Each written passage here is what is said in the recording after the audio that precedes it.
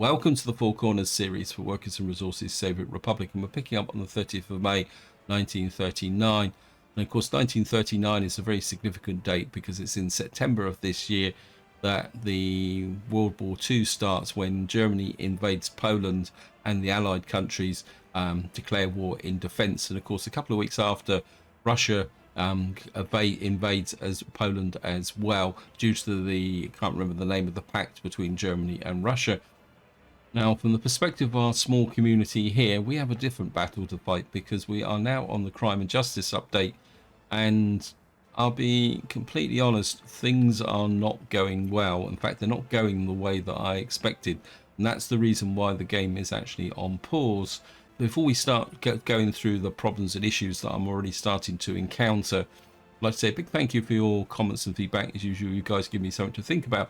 Now, on my Seven Crosses series, I actually got a very interesting comment, which the reason I'm talking about it in the Four Corners, because I think in this series I'm going to have a bit more opportunity to talk about it.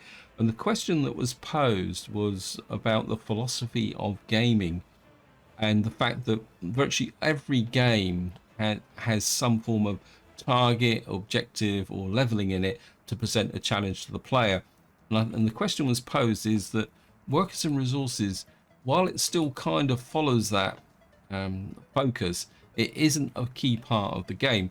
And probably a good way to illustrate that point is actually doing a quick comparison between Workers and Resources and City Skylines.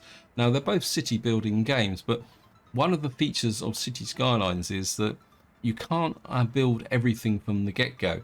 What you have to do is build a certain size town or city, whatever you want to call it, and then you unlock more buildings. And until you get to, I can't remember now offhand, I think you've got to get 30,000 people before you can unlock everything. Where Workers and Resources is very different, because everything is technically available from the beginning, and how you start is totally up to you. You can go very easy. In fact, you can go infinite money and build a complete economy, auto building everything from the start, and then populate it and then just balance your economy that way. Or you can go the opposite extreme, go very ultra hard mode or an early start, build everything from scratch, and then of course you've got every shade of possibility between the two. So I actually agree with the point in the sense that Workers and Resources is not so objective focused, but it's also quite interesting in the sense that the players often need objectives. I'll be honest, I always set myself an objective when I start even Workers and Resources, what I want to attain. And I think that's very much an effect of modern society, because we live in a very objective, target-based society. And if any of you have jobs, I'm sure you're used to annual reviews of people asking you, where do you expect to see yourself in the next year? Something that irritates the heck out of me, and they normally get very upset with me, because they often say, well, what do you expect to be in a year's time? And I said, doing exactly the same as what I do now, because I enjoy doing it. And then you can see they kind of back off a little bit and think, well, what's this guy talking about? Anyway, that's very much my personal perspective. I'll be quite interested in any of you guys who got an opinion on this now. And I know I'm being a bit controversial here, but don't feel you can hold back. I mean, I'm going to be very interested in the way that people approach games and why they play games. And while I'm actually in this video, I will be talking at various points about other bits and pieces as we go through.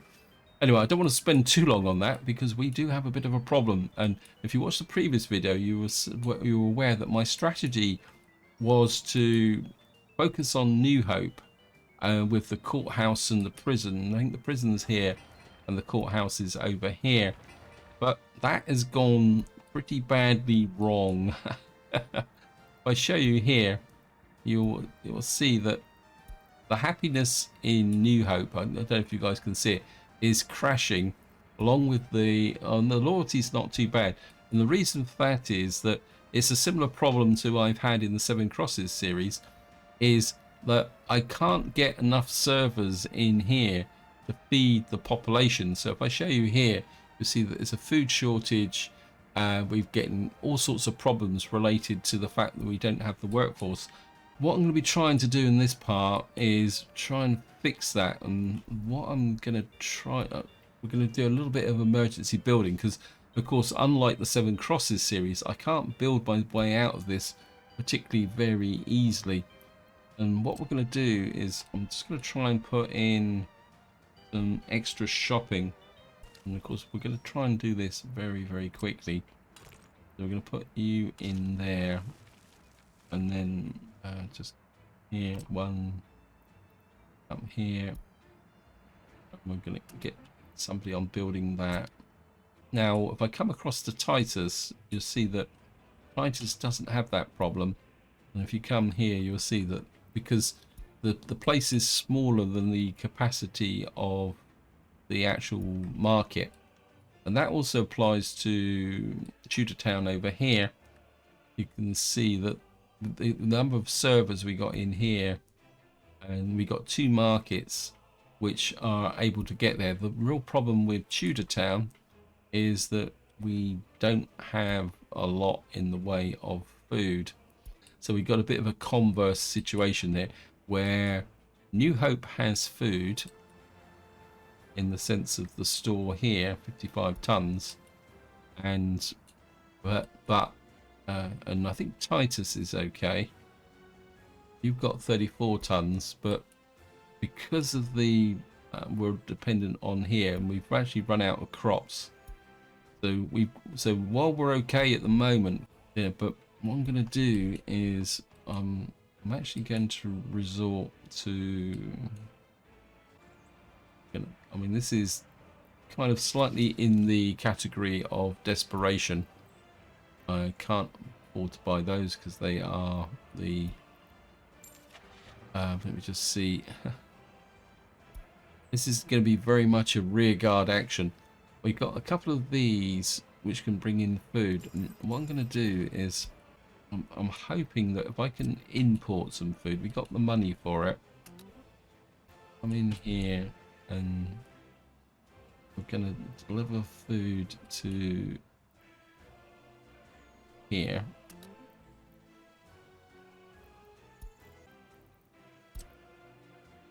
I mean, the problem is the distances and the low capacity. And we're going to have you there. And we're just going to let these guys just bring the food in. Hopefully that will give enough food to stop a population collapse in Tudor Town, because one thing I can't afford here is actually a population collapse.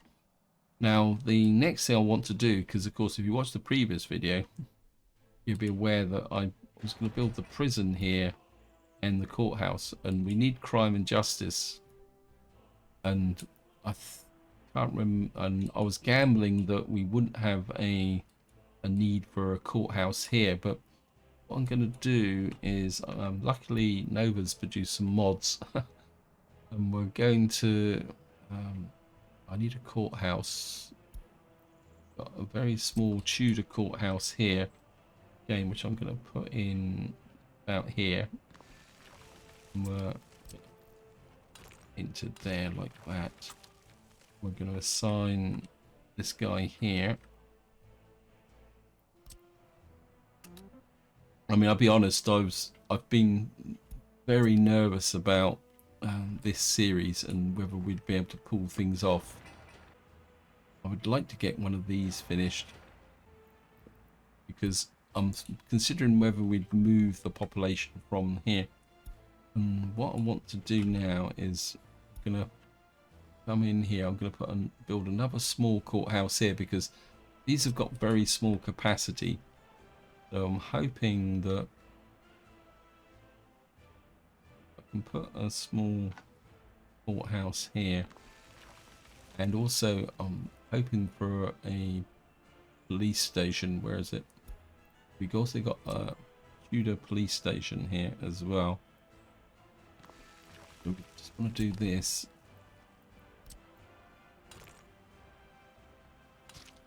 So you're going to come there. And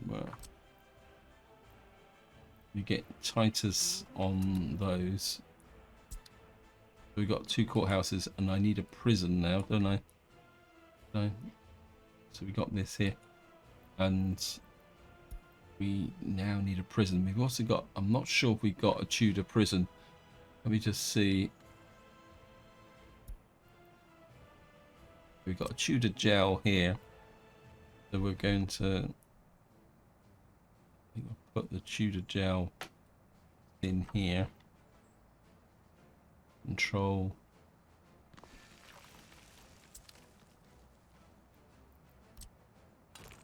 To there. Get this guy on here. This is very much rear guard functionality now. So we've got a courthouse, we've got Tudor jail, and I'm kind of thinking possibly even a police station over here. Luckily, these are very small buildings, and I think we're put a police station in here. And I'll just assign you.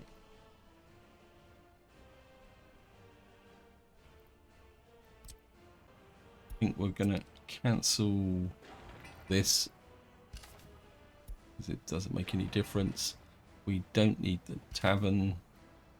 We have to be a little bit brutal now. We're going to try and build this tavern because we need the alcohol to try and get the happiness up, to keep the productivity going. So hopefully we're going to get this built. And we've got these over here that were built. So we may have to end up abandoning New Hope. But the ambulance has not arrived. Yes, probably because we don't have the workers for our hospital. I think this is one of the problems when you've got very small buildings with very small workforces. The population can start to have a bit of a problem. You can see here, we've got the food, but we don't have the staff. If we could get this built, the problem is that I'm just starting to wonder whether this is ever going to be built. I think we're gonna have to suspend that.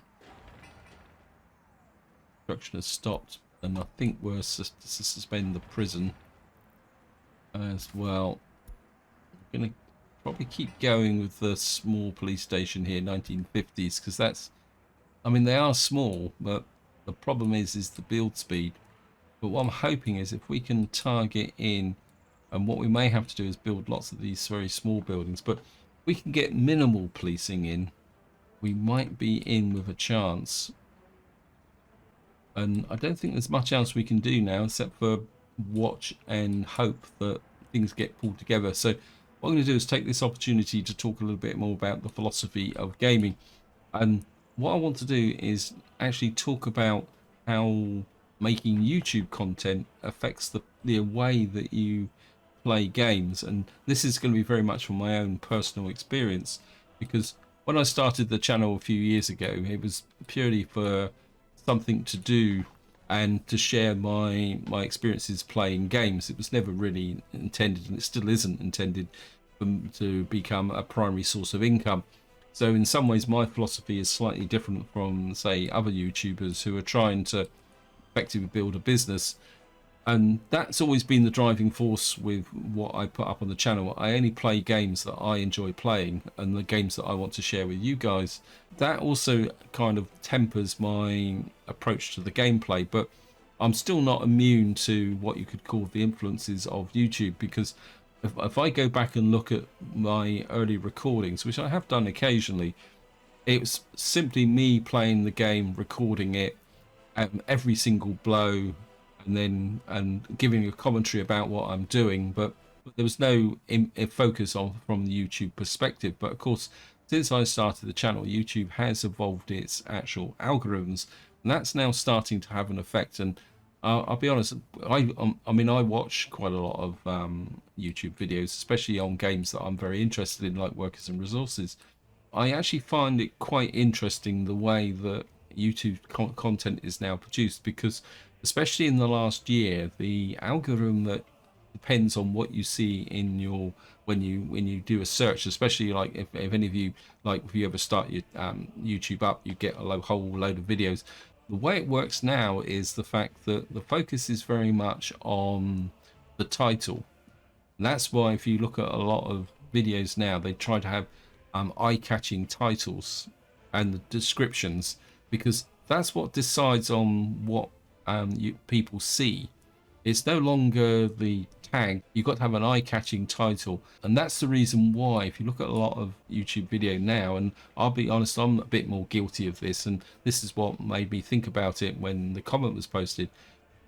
What you tend to do now is not just play the game and record it. You tend to think about what is going to be the focus of the video. What is the theme?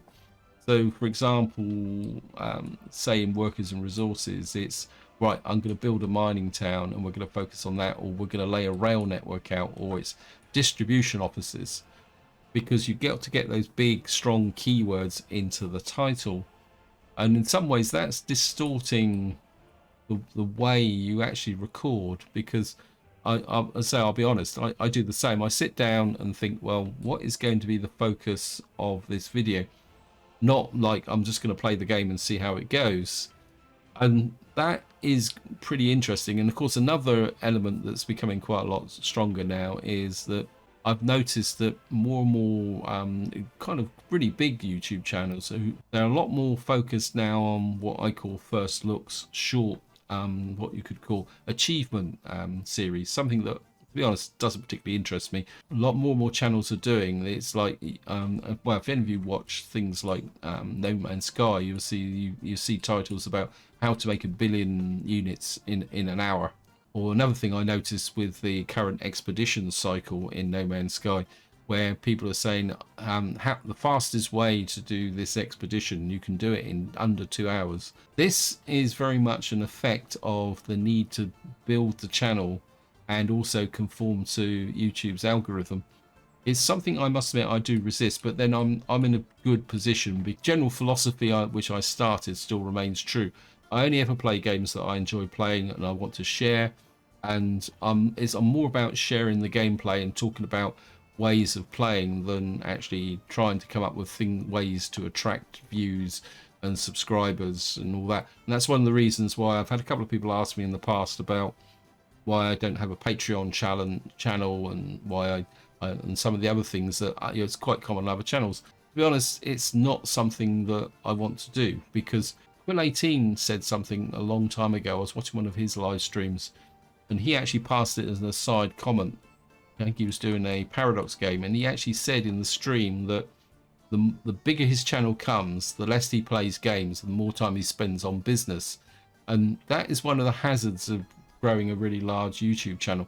Eventually you get to a point where you are running a business, not so much playing games, and you actually play less and less games. And I've also noticed that problem as well, that because I put probably above average amount of content up, that's actually reduced my off-camera gameplay quite a lot, which can be quite annoying. And that's one of the reasons why, if any of you follow the channel, you notice that there might be occasional gaps appearing on certain days where I only do one video or I do a short video. There are days when I start playing a game off camera and I spend most of the day just playing the game, which is what I should do. Anyway, that little kind of aside, as you probably guessed, that what I'm doing is just allowing the game to kind of roll forward, because there isn't much we can do until we've got these buildings actually put together. We're actually starting to put them together, but how's the population here? I think it's still kind of holding in there. We've still got the food problem. My main concern is that we're suddenly going to get a mass exodus of escapees. Yeah, the escapees are building up now. We've had a bit of a surge. There's nothing we can do about it as such. Just trying to think if I can find some more workers for the area. I've shut down the radio station. But let's reduce this down. I know it's a little bit of a risk. I'd like to get this finished so that we could actually bring people over from New Hope should we need it. The other thing is, let's see if we're actually getting food into here. So we're out of food now that we got, which means that we've only got 4 tons of food here. We're on the 29th of June, so we've got a month to get through. And luckily at the moment we're not having that amount of a problem.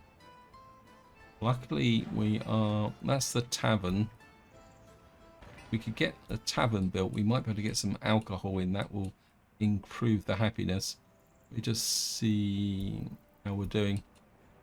I'm really surprised how well the actual happiness is holding up in this area, because as far as I know, we've got no alcohol in here.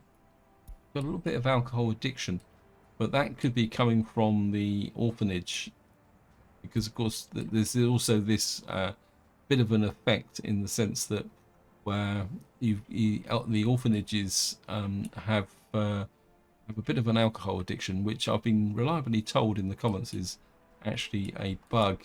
If anyone's not sure what I'm talking about, we're getting a collapse with respect to the orphanage in New Hope, but we do have an orphanage here.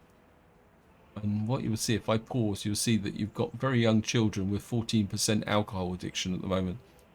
That is a bug. At the same time, it's actually working in our favor, because it means our new over 21s, when they come out, if I can find any over 21s, are actually have a bit of an alcohol addiction. Actually, that one there, see, if they grow up in their own residences, they don't have alcohol addiction, but if they come from a orphanage, they do.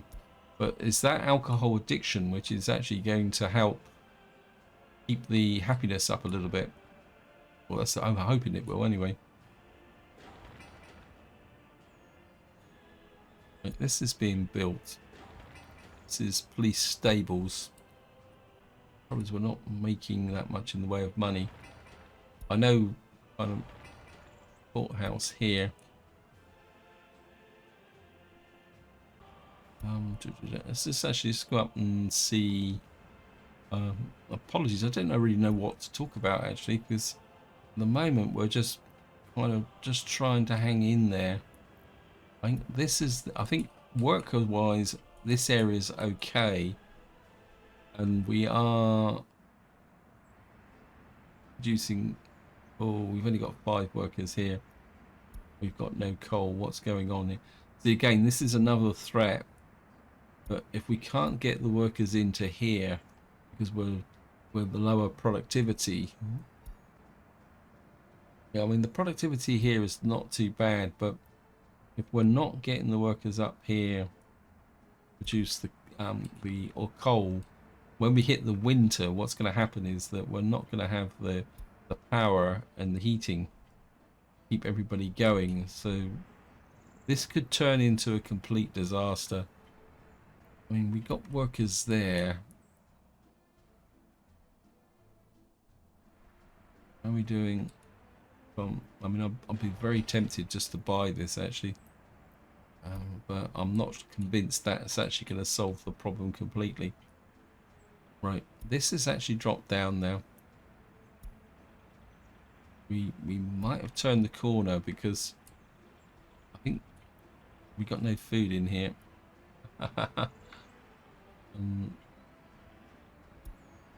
So what's going on now? We've got food here. Again, it's delivery, I think. And required. Yes, I know, but I think we're getting into a little bit of a spiral now. But we are holding up, which is quite surprising, really.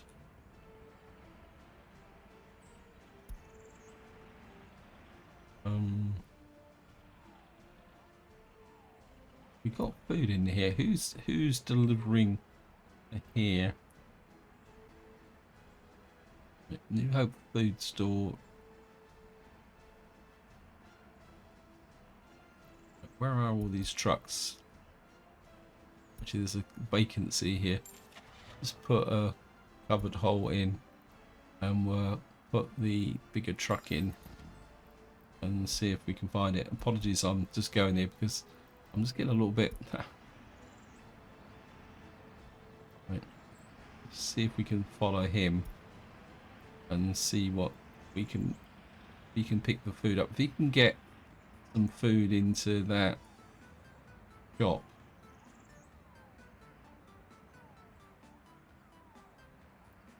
Right, he's got 2.7 tons, because if we can get food into here, Right, we've had a small delivery. But you can see straight away now everyone's rushing in because there's an overall food shortage. So we're getting the food in, but we haven't got the servers. And we're not getting the workforce in here either, which isn't helping matters very much. I'm going to resort to trying to force the issue. We need maximum number of servers in here. I know it's going to cause a bit of unemployment, but I'll try anything at the moment. I mean, we got meat. Yeah, it's... I mean, 15... Got 45 workers there. What we could do is just add that and put you down to, say, like that. So that we keep people employed. But I need to keep the maximum number of people in here. Keep them fed. Of course, we've now got a queue here. You get the feeling everything is going pretty wrong. Again, it looks very much like we're not getting the workforce here now. I think this is the problem, is the fact that the change is such a bigger shock to this series that it's kind of tearing it apart. We're on the 19th of July anyway. We can get the crops coming in. We might be able to get away with this. Come on, you can build stuff. Because of course we probably got a problem with gravel in Titus as well. Because, and I think we need to keep this going as well. We've got trucks here, and they're probably picking up for, yeah, Tudor Courthouse, police station. So the gravel is flowing. This is probably a very big mistake, actually, going for prefabs. Should never have done that. What's my oil refinery going? Yeah, we got fuel still. One of the things that at least the crime and justice update doesn't actually affect is the productivity of your vehicles, which is good. I mean, if your vehicles delivered less because of crime and justice, then life would be a little bit more difficult. Actually, let's just have a look at the crime. Oh, that's not too bad. We got a little bit of severe crime there.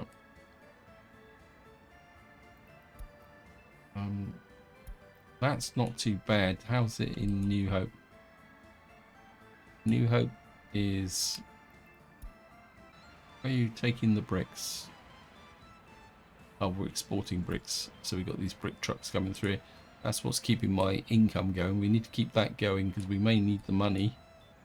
It's now starting to have an effect. We're losing the population. Let's have a look. Yeah, we've got 185 escapees now. So our population is starting to fall. We're down to 5,600. This is something we're going to have to consider going forward with the crime and justice update. There's a lot more traffic, and bear in mind I haven't got the police cars running yet. Well, true, we got the secret police, but we haven't got the ordinary police. We're also haven't got any personal cars in here. So I think this kind of road structure where you've got vehicles passing through the center of town isn't going to work in the future. We're going to have to be a bit more mindful of the, of the overall flow of trucks and that. I mean, this one's not too bad because we've got a road going across the top of Titusfield, and we've got this other relief road up here. But Tudor is got the same problem as New Hope because the main road effectively runs through the center of town. That's not going to work going forward. I mean, it works at the moment because the traffic is light, but if you imagine that eventually if we had a port over here up and running and we were trying to deliver across to here, all the traffic's going to come through on this road here. So I think we're going to need to put a bit more attention to detail while with respect to town planning. Yeah, we need the gravel. We are I mean, the pace is just so slow. You got here. You need boards and gravel. Yep.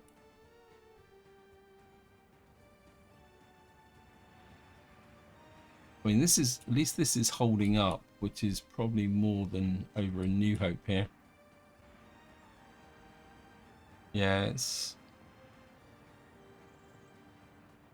I mean, everything is going flat out. One good thing coming from doing both my Seven Crosses series and of course this one now with respect to crime and justice is I'm getting a lot of insight into how the mechanism works. And I think one of the main conclusions I'm getting is that, well, if I show you the loyalty here, I've never really been able to build up the loyalty very high, and I think loyalty and happiness is going to be very much a long-term project now.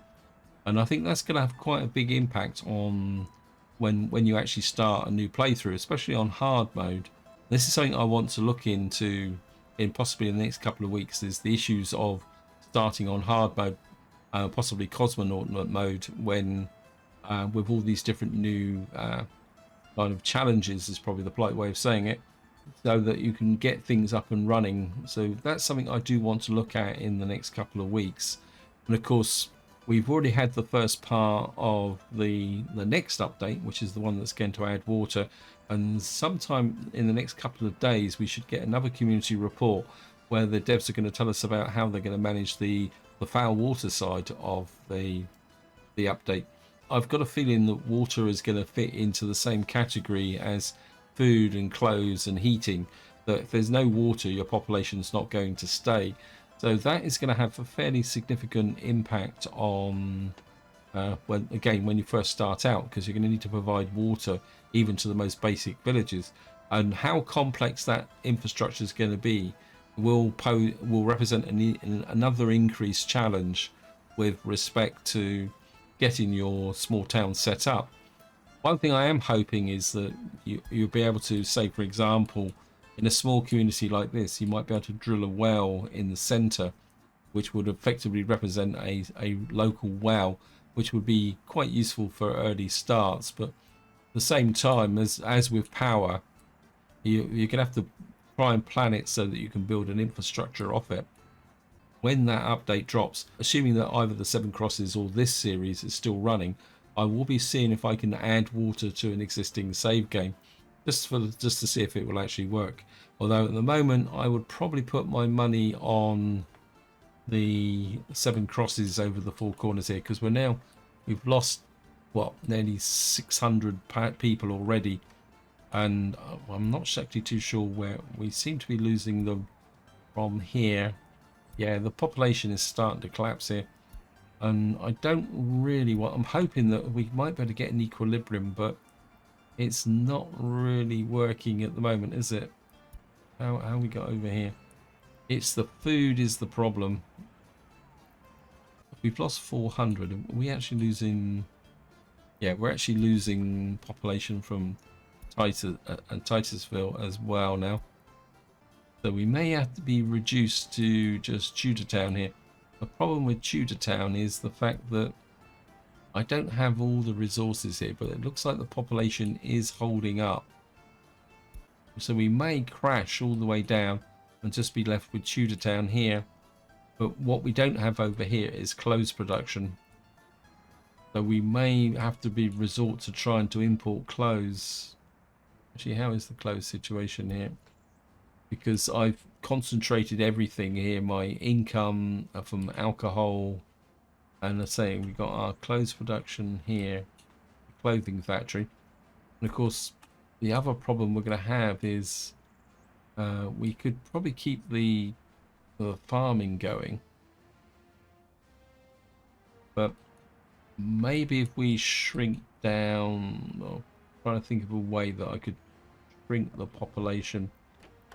I think what we'll do is we're going to kind of move some of the population back into here, and then we're just not people moving into there.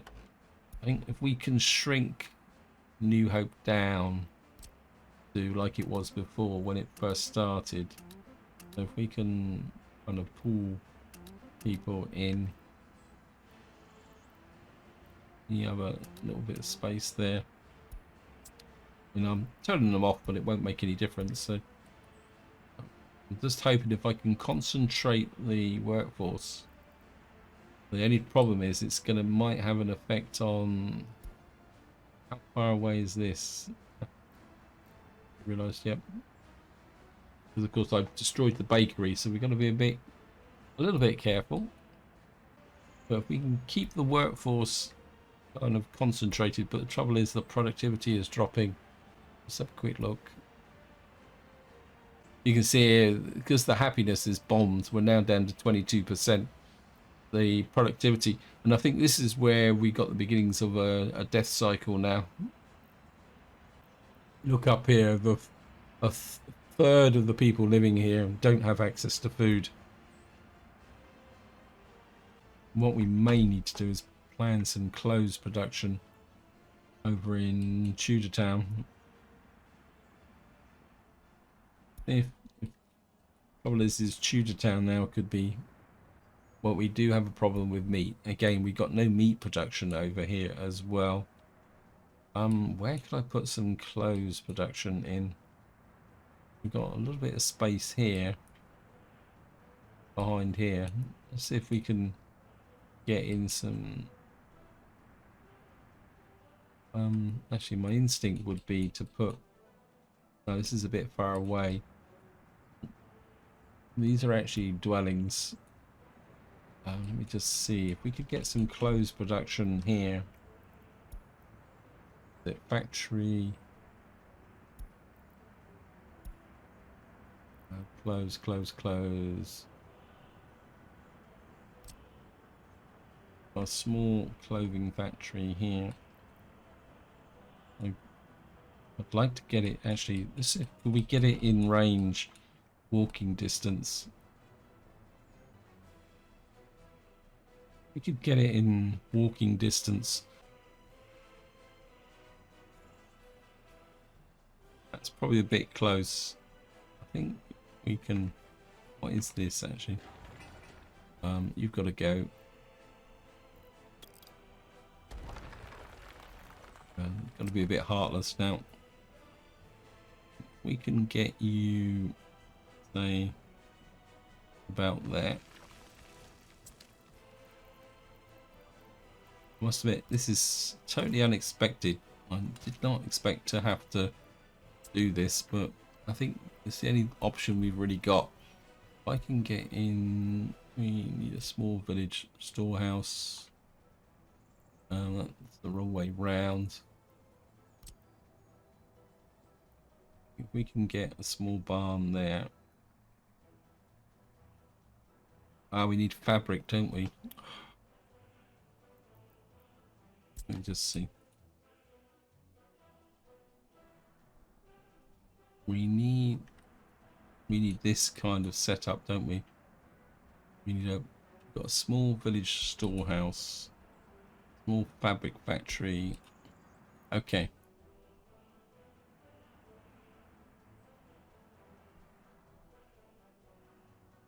That's not going to work. Get this here. And right, small village storehouse. We'll do this the way forward. That's the village storehouse. We'll put you.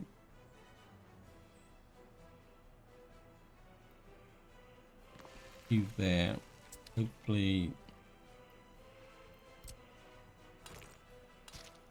And then we're connect up the clothing factory.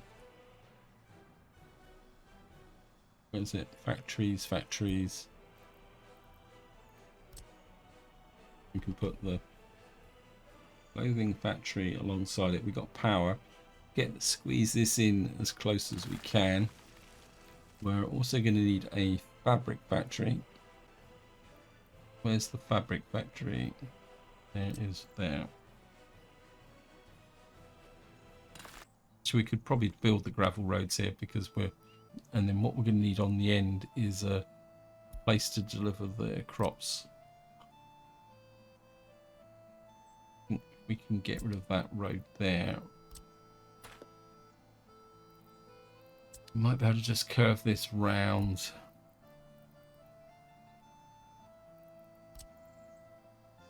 Like that. I'm not going to bother with alcohol. I'm just going to let the game run now.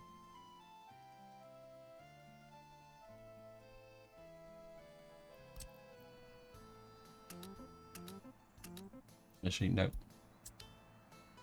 We don't have enough gravel for these. We're going to have to stick with mud roads. So we're kind of going backwards here.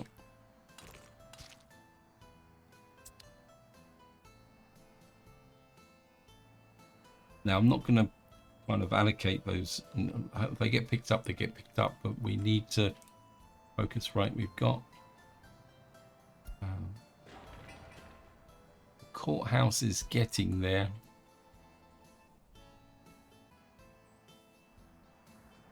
We're doing up here. Travel boards. Right, we're getting close here. We just need another 42 tons of gravel.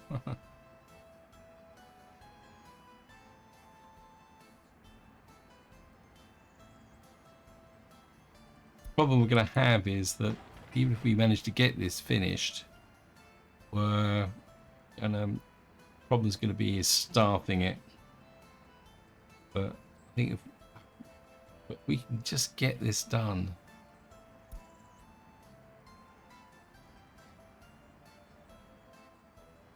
I think that would make a difference. We get the shop going. But again, we're losing the staff. So despite the fact that, right, let me just cancel that. I want everybody who can working in here. In fact, the only thing I can think of doing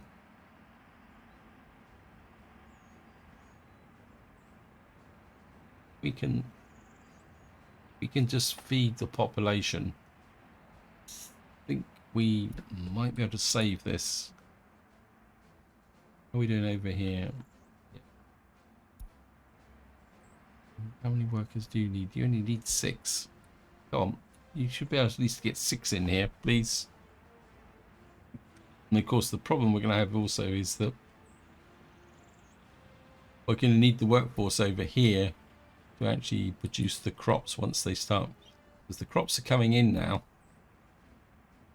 and we are producing food, but we're not.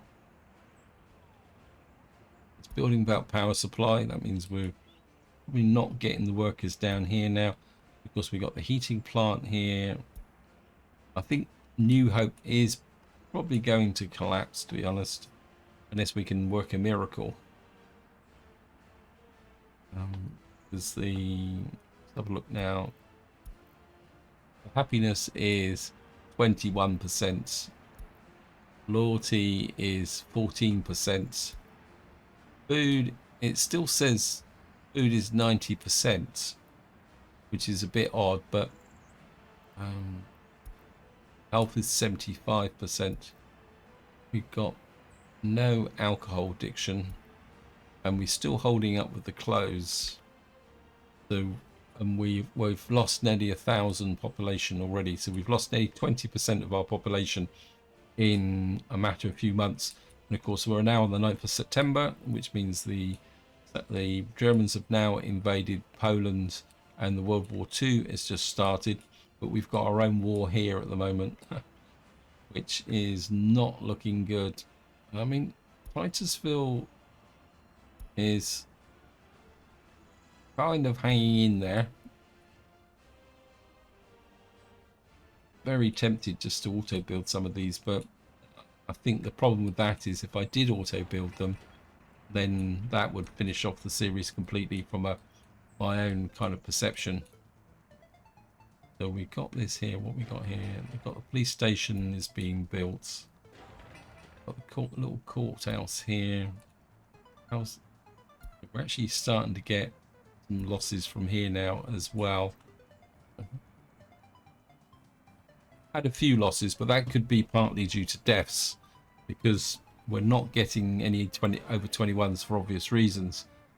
And that means that what happens is that if you've got no over 21s, when people die of old age, even in a stable city, you start to get some losses.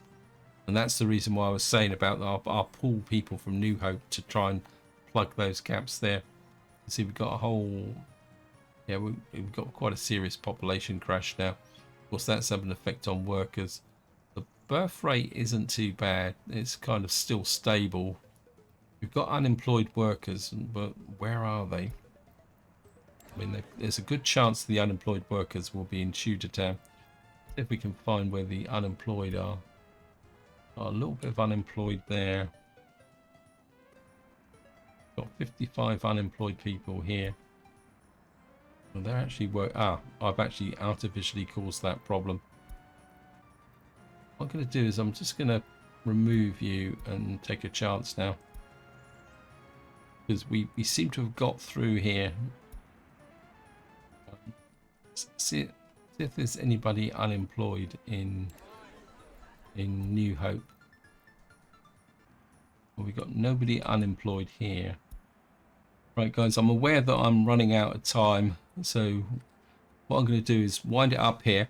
Now, if you've got any opinions on game philosophy, feel free to chuck it in the comments. I won't take any offence if you think that my philosophy is wrong, and I'll be very interested to hear whether, even in a game like Workers and Resources, where there is no fixed objectives, do you set objectives for what you want to do and how you want to play, or do you feel that even if there's no objectives directly set, that there is subtle objectives of what you want to do? I know some people like to min-max the games. There's even some odd people who like to try and break the game by possibly trying to get the maximum amount of money or something like that. It's something that I don't go for. I tend to take a fairly relaxed approach to gaming. If you've got any opinions on gaming philosophy, feel free to chuck it in the comments and we'll have a little bit of a chat about it. And then in successive videos where maybe develop the theme a little bit more. Probably more importantly is, what do you expect from a game? You know, if you see a new game when you take a first look, what are you actually looking for that will make you want to play it? But until next time, whatever you do, enjoy your gaming.